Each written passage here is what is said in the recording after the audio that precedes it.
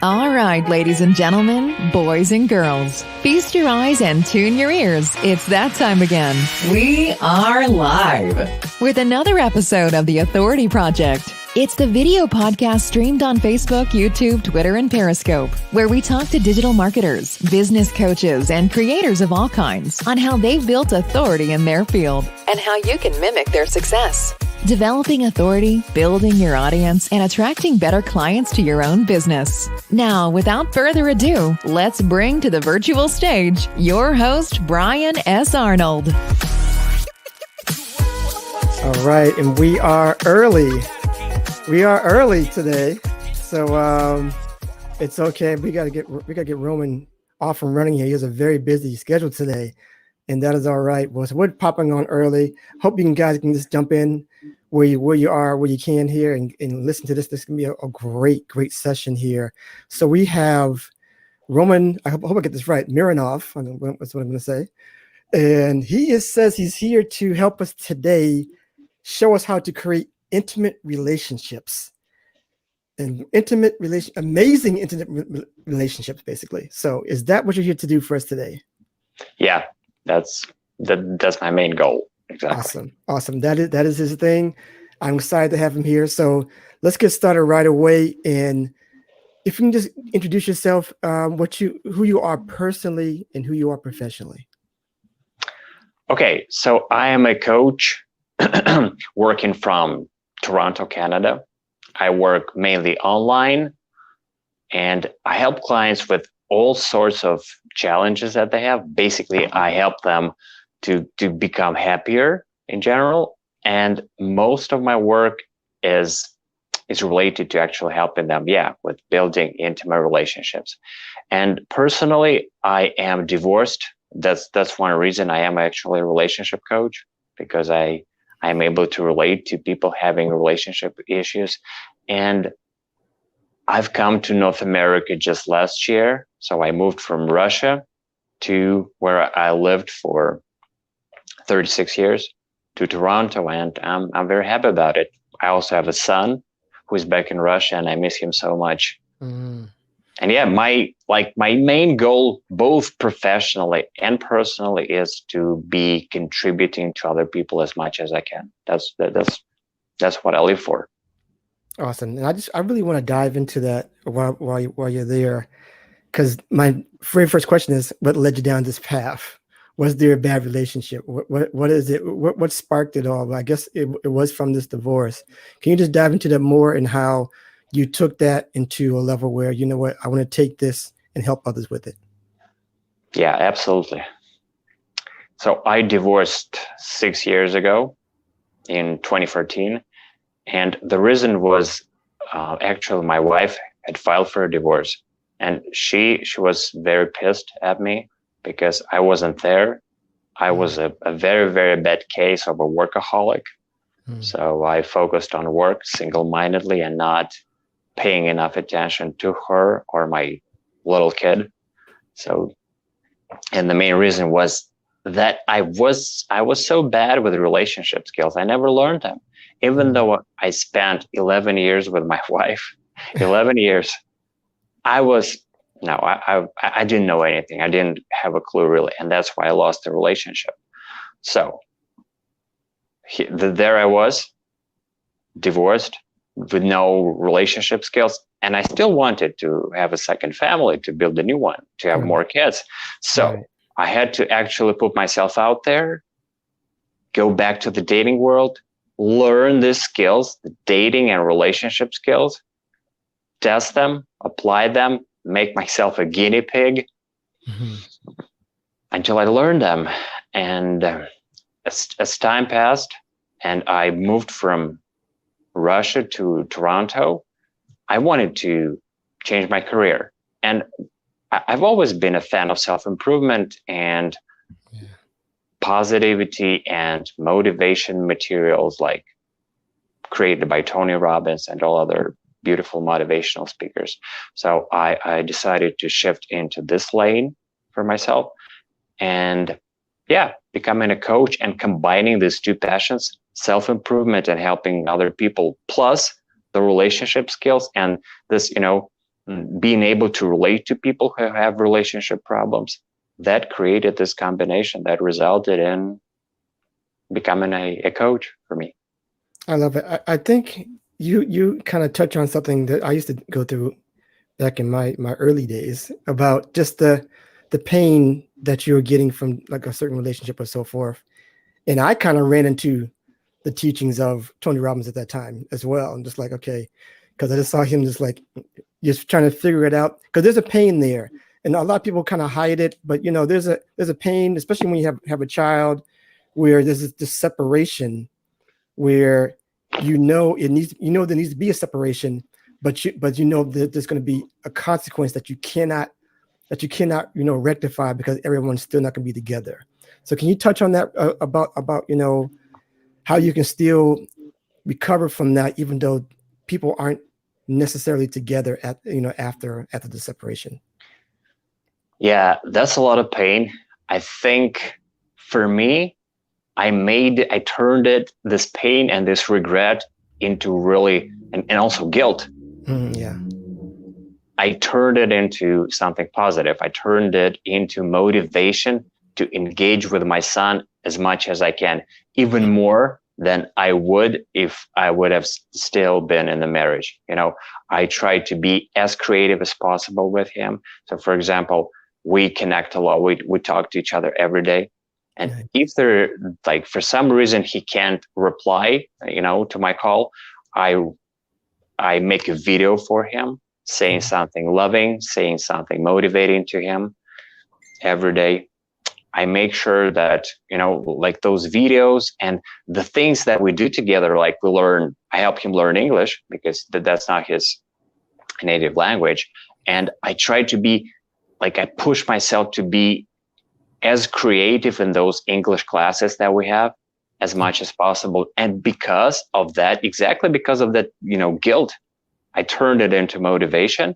And now I use it to propel me into being more creative with him, being more engaging, and delivering even more like fatherly input than I would otherwise. Awesome.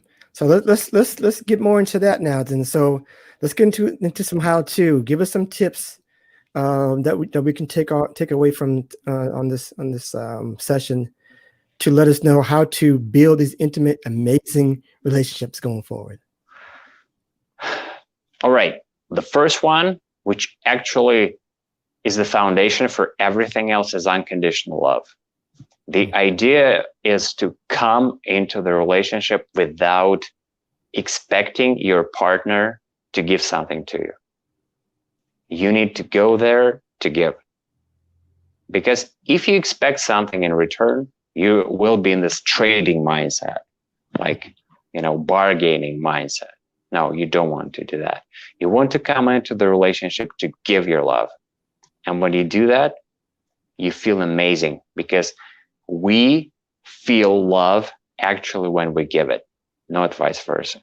I like that. And then also the other person feels fantastic, because they see that, we love them unconditionally. This is a huge source of happiness for them. So they get happy, and then we see them happy, and we also become happy. Yeah. And then the third result is that when they feel happy, they're ready to reciprocate, and now they're ready to give love to you. So you're building like a tube, connecting each other with a tube, and this unconditional love starts to flow back and forth like this. Yeah. I like how you said, because this is maybe even something good for me to know, because sometimes when you're in a relationship, you kind of wait for the other person to make the move instead of you making the initial step. Can you just speak on that and how important it is for you to make that initial step before the other person does? Exactly. If you don't do that, this will often create an impasse. Like, let's say people stop communicating in the relationship because of resentment that has been building up, and then they just stop. And each of them waits for the other to start communicating, and they never do, because they're both waiting. So like be the more conscious person in the relationship and realize that by loving your partner unconditionally, you actually creating something beautiful, something that very, very few people can enjoy and do that. Now, see, then there's the other side of that when you're giving, right? And the other person is not, reciprocating your gift to them, right? Yeah. How do you deal with that when it's like it's still not working, when the person is not responding to your affection or to your communication? I recommend to wait just 3 months. So do this for 3 months. And yeah, beyond that, it doesn't make sense. Wow. That's pretty straightforward. It is, months, I know. Huh? Yeah. 3 months. Quite enough time. Okay. So, what about when you've gone through the pain, you already separated, you divorced and so forth, and now you're looking for a new connection? How can you, going forward, now that you've gotten this pain away, or you're trying to go out there to get a relationship that's more fulfilling, how do you start it now? What is the foundation of starting an amazing relationship from ground one? First of all, I definitely suggest thinking about what you did wrong in the previous relationship and really, really learn the lesson, ideally by talking to a person of another sex, like a friend, explaining what happened to them, and they would explain to you what you did wrong. So that's one thing. Okay. The second thing is to actually make positive changes to your lifestyle, including becoming more healthy by going to a gym. This will put you into a better mindset, more prepared to actually go back to the dating world. Then it helps a lot to actually change your clothes, your style, maybe find something special that will make you look unique. This also helps. And really, really start getting, out there in the dating world and use all the channels available to you, including approaching people in public, going on groups that you like. Let's say hiking group. So go on a hike with people who like-minded people. Then check out your friends, your network. You might find dates there. And also, be more active with things like going to different courses, webinars. So just be socially active. That's the fourth one. So do you suggest being like, I know that's a lot of it is, offline, what you're saying here, but also how do you work this online, especially now during this pandemic where relationships are tough to come by? How do you deal with that and make it still genuine, even when you can't see the person, face to face? You mean like having a virtual relationship? Yes. Completely. Yeah. Well, there are a few ways. So one thing is always when you chat, do it with video as often as possible. That's one thing. The second thing, you can spend time together, not even talking to each other. So that's fine. So you just put your phone in front of you. And let's say you're working or you're reading and your partner, they see you. And even without talking, that makes them feel better. The third thing is not to complicate things. So let's say you wanna talk to your partner, and you start thinking, oh, I have to be on the video. I have to to clean up myself first, take care of myself first, and that might prevent you from doing this. But no, you just pick up the phone and make the call. Don't overcomplicate it. So even if you're not ready, just do that. Then it's important to be maybe a little bit over expressive when you're talking, because you miss that component, the nonverbal component that you have offline, Okay. and you need to compensate for that by a little bit of maybe expression that you normally don't get, and smiling also helps. Smiling helps, and another thing that I like is really to you use this actually as an opportunity to learn listening really well without interrupting. Okay. Okay. So how does this work? Is this helpful for people who want to have a non-sensual kind of relationship, maybe in business or another way, where you're just trying to make a connection, in just just trying to get friends, basically, trying to get people who are of like minds, like interests. How does that work? Absolutely, I think all these tips they do apply to any kind of relationship, both business relationship and friendship, because you do want to build that connection, and you do this by giving a lot of presence to your friend, or for whatever, like a business connection. So Yeah. you do, like, for example, it's crucial to be able to listen to them without interrupting, and Right. actually make them feel heard out. Cool. I hope I'm doing a good thing here. Listening to you, I hope I'm doing okay right now in this Oh, interview. you're perfect.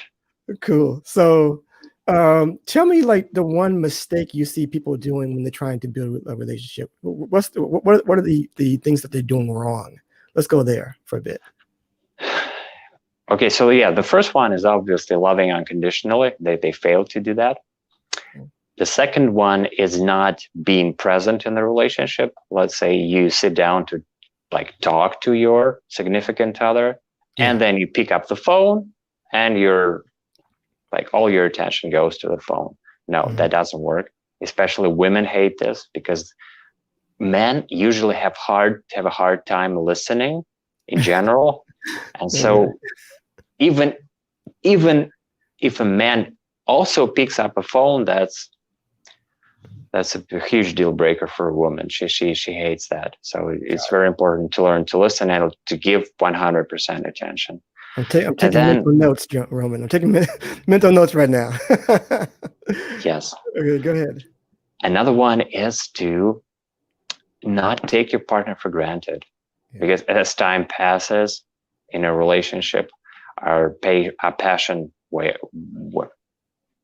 off, and we tend to take our partner for granted, and we stop putting the best foot forward, and we forget to praise, to say thank you for small things. And this is important, because everyone wants to feel important.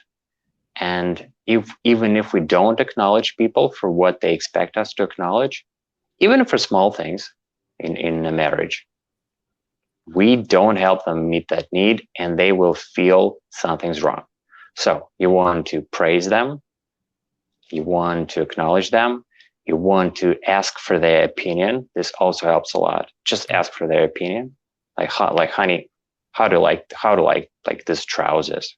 How to like this sneakers, or whatever. And also communicate a lot about smaller plans that you have. Let's say you go outside and you say, okay, I'll be back in 15 minutes. Say this. So always keep your partner in the loop, making sure that they know what's going on with you. Yes. Also, it's important not to forget about daily intimacy moments. So make sure that you don't forget to hug, kiss, and smile to your partner. They need it. And the more you do it, the more intimacy it builds in the relationship. And the more intimacy you have, the better the quality of the relationship is. I like this. I'm going to hug my wife right after the show. After the show, I promise. I promise, Roman. Okay, if you do this, that alone is a very good result for our show. Okay. Gotcha. Perfect. So I got a couple more questions, I think. Why does the passion fade away? Is it just a matter of any kind of relationship? It doesn't even have, I mean, I'm thinking maybe that happens even with a friend or something, where it just, you have a disconnection. How can you still, when that happens, continue to build it and reframe it, I guess, so that it's better over time? Okay. When it comes to intimate relationships, passion equals newness. So if you want passion, you want to do new and creative things. Let's say, for example, a tip that I often give is to create a separate communication channel for your, intimate communication. And that means let's say you create just 2 email accounts and you use them not for like talking about household stuff, but just by talking about your love. Yeah. Then you can have a date without any obligations, without the responsibility to return at any specific time. Let's say you have kids and you get a babysitter and until 9 p.m. No, this is not very good. You need to have dates, at least sometimes, when you don't have that responsibility to get back home at 9 p.m. so that you can go all in, let's say, get back home at 4 a.m. I like it. Yeah. Everything that feels new, that brings newness into the relationship, that's creates excitement. This all contributes to passion a lot. Okay. I love that. And Germany's on here she says she just sent the hubs a thank you text. Good advice. So we're getting some great tips here. So thank you. Before we go, I got this one last question that I ask all of my guests, and it's simply this: they hear what you're saying, they like what you're doing, they want to be a relationship coach too, just like Roman, right? So can you tell them how, just some steps of how they can be an authority in this space like you have done yourself? How can they do that? Good. So my main marketing strategy is content marketing. Okay. So I reach out to people through Instagram.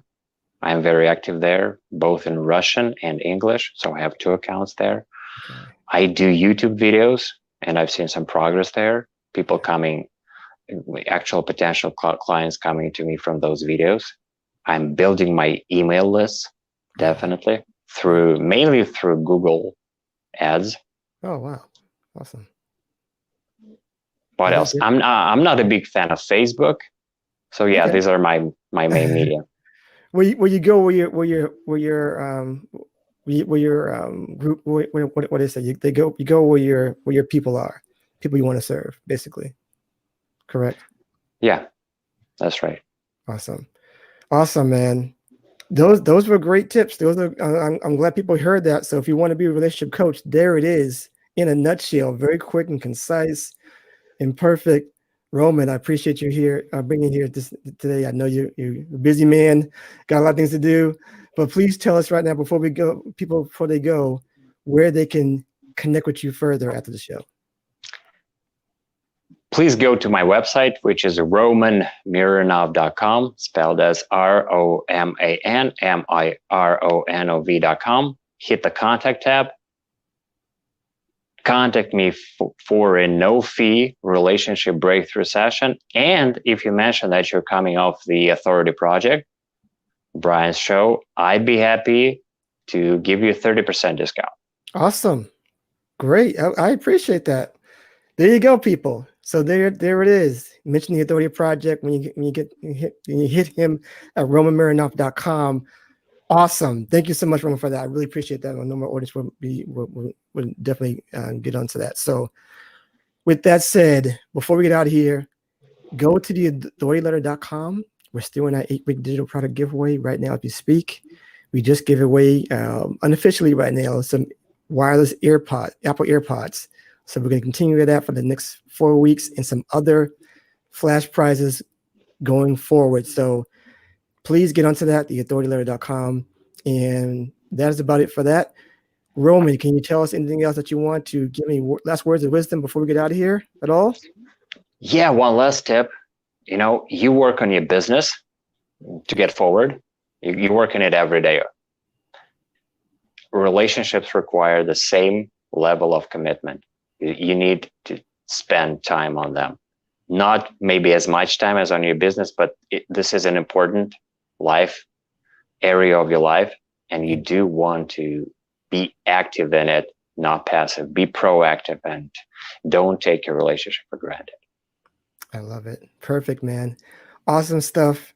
People, hey, get on this, talk to this man, connect with him, and get better with your relationships. It's so important. And if you're trying to build your platform of authority, all you have to do is very simple, 3 different things. You build it, you share it, and they will come. Build it, share it, and they will come. And that will be your platform of authority where you can sell more of what you're great at. All right, we are done here. That's a wrap. We're going to kick it to the outro. I'll see you next time on the next episode. It's going to be a good one with Carlos Gill. Check it out.